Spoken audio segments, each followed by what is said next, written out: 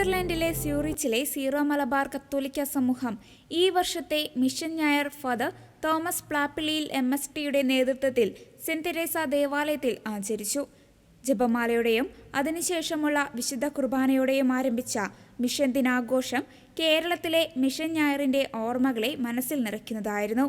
വിശ്വാസികൾ തങ്ങളുടെ തോട്ടങ്ങളിൽ വളർത്തിയ പച്ചക്കറികളും ഫലങ്ങളും വീട്ടിൽ തയ്യാറാക്കിയ വിഭവങ്ങളും കൊണ്ടുവന്നു. തുടർന്ന് നടന്ന ലേലം വിളി കേരളത്തിലെ പള്ളികളിലെ മിഷൻ ഞായറിന്റെ അനുഭവം പോലെ തന്നെ സ്നേഹത്തിന്റെയും ഐക്യത്തിന്റെയും പ്രതീകമായി മാറി. ലേലത്തിൽ ലഭിച്ച മുഴുവൻ തുകയും മിഷൻ പ്രവർത്തനങ്ങൾക്കായി സമർപ്പിച്ചു. മിഷൻ എന്നത് യേശുവിന്റെ സ്നേഹം പങ്കുവയ്ക്കലാണ് എന്നും ദൈവസ്നേഹം ഇപ്പോഴും അറിയാത്തവരിലേക്ക് ആ സ്നേഹം എത്തിക്കുന്ന ദൈവികമായ ഒരു വിളിയുമാണെന്നും തോമസ് അച്ഛൻ വചന സന്ദേശത്തിൽ പങ്കുവച്ചു.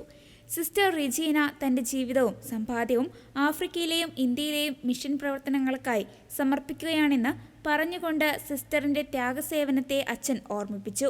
മിഷൻ സൺഡേ ക്രിസ്തീയ സ്നേഹത്തിന്റെ പങ്കുവെപ്പാണെന്ന് ഓർമ്മപ്പെടുത്തുകയായിരുന്നു സ്വിറ്റ്സർലാൻഡിലെ മലയാളി വിശ്വാസി സമൂഹം. 22 ഒരു ദിനം 2 ദിനം 3 ദിനം